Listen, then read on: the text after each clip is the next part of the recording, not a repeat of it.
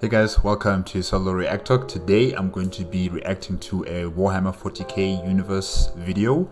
It's called 5-ish minute Lore Sigismund. I hope I'm pronouncing his name correctly there. Made by Old Man Reacts. If you want to check out my previous reactions to Warhammer 40k universe videos, remember the playlist card will be at the top. Just click on it and you'll be able to access them. Okay, let's start. 3, 2, 1, go. General Medicaid warning. The views expressed in 5-ish minute lore, the lore delivered in rants, are sanctioned by their scholar Progenium as excess rageous. Prolonged exposure can result in loss of IQ, high blood pressure, random outbursts, and blunt force trauma to the skull, resulting in unconsciousness. Please consult your local physician for more information. Sigismund, the First Templar. The man so deeply embedded in the ways of sheer chaddery that he managed to badass his way back into Daddy's good graces when he was super ultra disowned by him. Yes. Wait, was that Rogel Dawn with his mustache connecting with his beard like that? I'm not sure if I like that representation of him there. I liked him when he had his, silver hair, but with no facial hair. He looked cool. Like that, he just looks weird. I don't know. I'm not used to it. This isn't gonna be a rant video. This is resounding praise of the absolute unit of a space marine that is Sigismund. Where do I even start? I mean, seriously, how can I even start with this magnificent bastard? His name comes from the sound his doctor made on the day of his birth after the doctor slapped him and the newborn Sigismund crushed his larynx from the affront to his pride. Life is multiple choice, and Sigismund not only got straight A's, but he chose violence every time. You know someone is built differently when you hear a Primarch refer to them as death itself. He was Dorn's right-hand man during the Great Crusade and is known for 3 things. 1, being almost supernatural in combat. 2, being so zealous to the crusade it bordered on a religion in its own right. And 3, always checking the box for homicide when it came to dealing with the enemies of man. Horus was jealous of him because not only did Sigismund do the whole bald is beautiful routine before Horus did, he just did it better. He was in charge of the first company of the Fists, known as the Templars, and was bro tier with Karn before he became the Betrayer due to them hanging out and beating up World Eaters when he was assigned to go murdering people with them, and becoming known as the Black Knight. This is where he picked up the habit of wrapping chains around his fist and the handle of his weapon. When the heresy kicked off, Sigismund was one of the first outside of Isfahan to figure out that shit just got real, and the first Imperial Saint Euphrates Keeler told him he'd have to Nice meme. Very nice meme. make a choice. He could take war without him by doing his duty, or not do his duty and die unremembered. But if he picked the second, his Primarch would need him but not have him at a crucial hour. Spoiler alert, he checked the box for war and stuck to Dorn like glue. Dorn wasn't sure why because hell, it's Sigismund. He had just offered Sigismund the chance to go kill anything he could find and his Templar first captain said, nah, it'll be fine.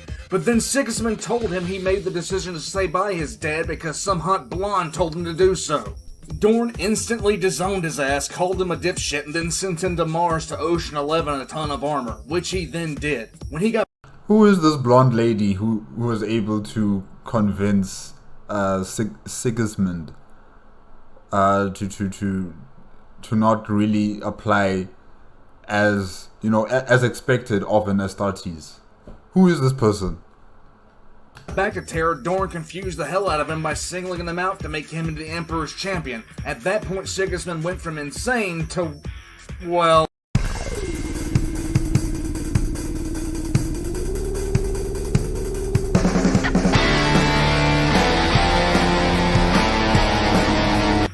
After being named the Emperor's Champion, Sigismund had a choice of exactly how to be the Emperor's Champion, and he chose homicide. After dressing in all black and being turned into 30K's version of the goddamn Batman with a black sword, a two-handed blade of unknown origin, Sigismund turned the entirety of the rest of the Siege of Terra into a series of fights where the goal was to viciously murder whoever won their Legion's popularity contest. Finding those targets generally wasn't that hard since he just made it a personal habit to show up and start butchering whoever stood between him and whoever was monologuing at the time. At any point in time, Sigismund saw someone who could get voted prom king or talking shit, he put them on the top of the list to get vibe checked or removed from active service. Even Fulgrim caught the hands. When the Saturnine Wall was being sieged, Fulgrim cornered an Imperial Fists captain who was having the worst first day on the job ever. He was monologuing and talking shit until Sigismund saw what was going on, did some mental math, checked D for disrespect, and promptly embarrassed Fulgrim by giving him a slick haircut and a few scars the Primarch still doesn't want to talk about. What's worse for Fulgrim is this happened right in front of Dorn. Fulgrim got out of his own shock at being vibe checked that hard by something a third his size and got ready to try and kill Sigismund. Okay, this is interesting. I thought the only people who could actually physically challenge a Primarch would be either a Custodian or another Primarch, not the Astartes, and certainly not Imperial Guard members, an individual, So this is quite interesting to hear that Sigismund took up the challenge fighting against a Primarch who is converted into a chaos demon of some sort, Fulgrim, and he's clapping his ass. So it's quite surprising. It really is quite surprising. That's when Dorn stepped in.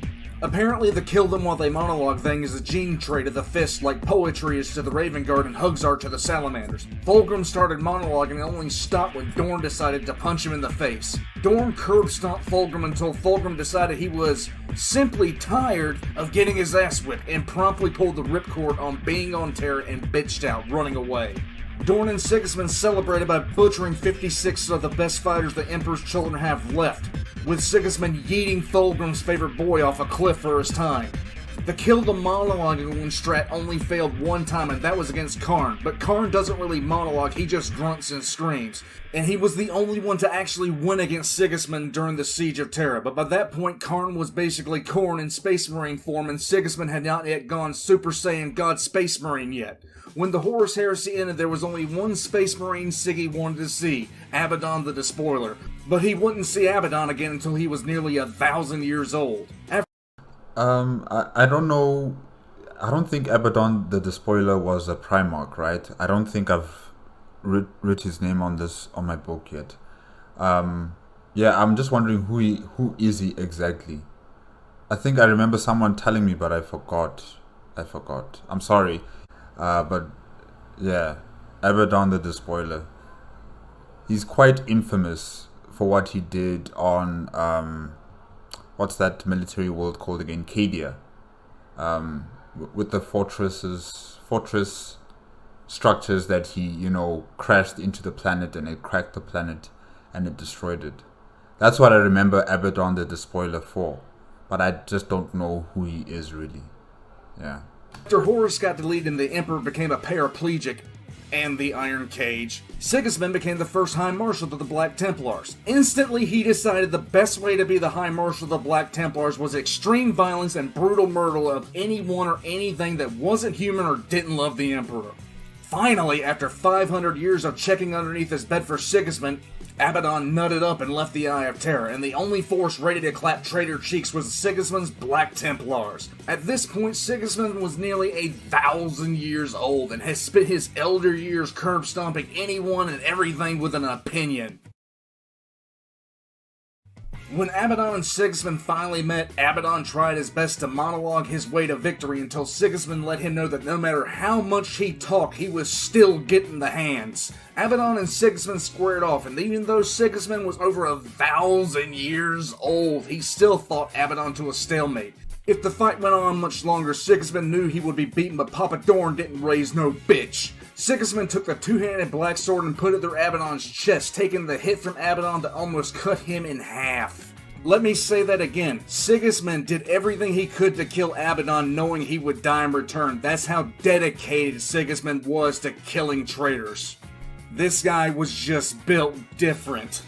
Abaddon survived only due to intense warp shenanigans, and he tried to be respectful, telling Sigismund it's time to sleep. Abaddon was ready for something poetic or some final praise to the Emperor. But no, like I said, Papa Dorn didn't raise no bitch. Sigismund spit his final words through a mouthful of blood, and what he said gave Abaddon such serious emotional damage it took him over 9,000 years to get over the emotional trauma and do something worthwhile again.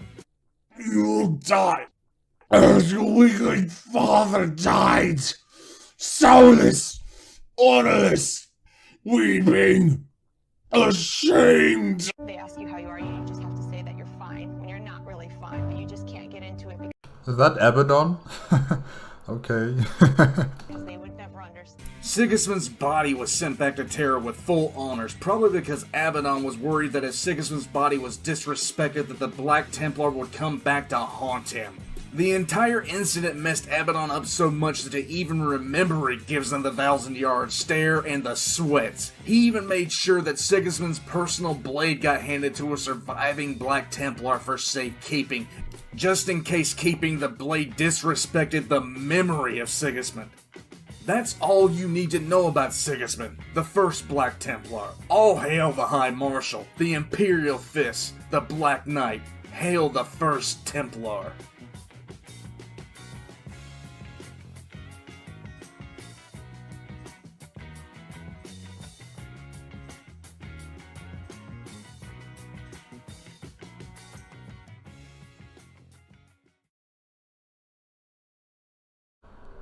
Okay guys, that's it with 5-ish minute lore of Sigismund, made by Old Man React.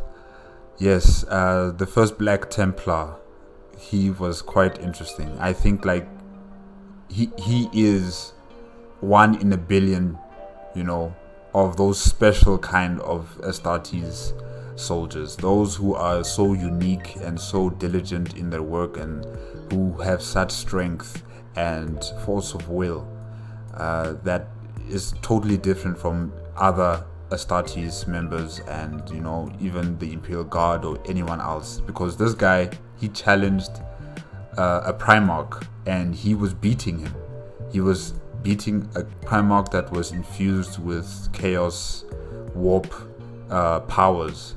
So that was quite amazing. And he also, after 1,000 years, defeated another chaos demon lord, Abaddon the Despoiler.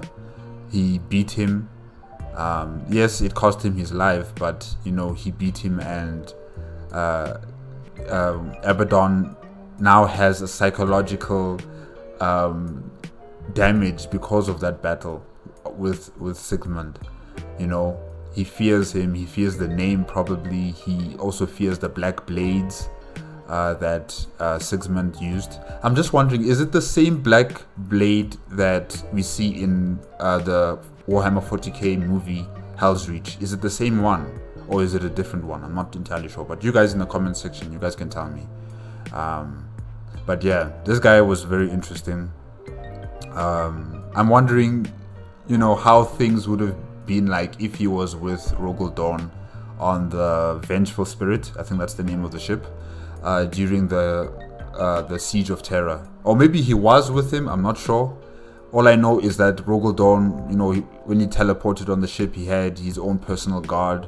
They didn't specify, or should I say Voldemort didn't specify who was with him at that time, but I'm assuming maybe Sigismund was not there on the ship with him. He was probably somewhere else on Terra.